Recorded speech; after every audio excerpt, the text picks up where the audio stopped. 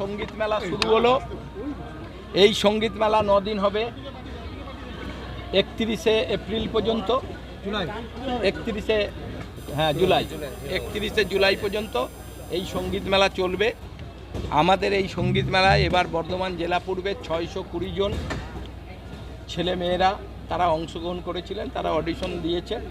সেখানে আমাদের কলকাতা থেকে যারা বিচারকরা এসেছিল 140 জনকে আমাদের সিলেক্ট করে দিয়ে গেছে। তারা এই মঞ্চে 9 দিন গান গাইবে এবং এক একদিন এক একজন আমাদের গায়ক গায়িকার ওপর আমাদের তো এই সঙ্গীত মেলা।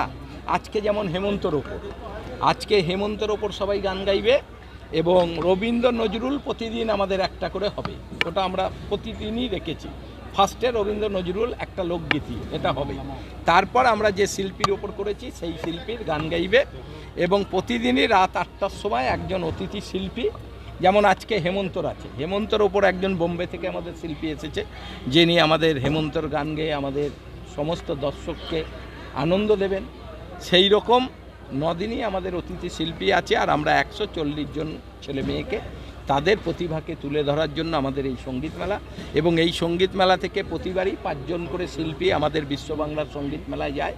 এবারও আমাদের মন্ত্রী ইন্দ্রনীল সেন, তিনি হয়তো রাতে ঢুকবেন, মিটিং চলছে, নাহলে তিনি কালকে আসবেন।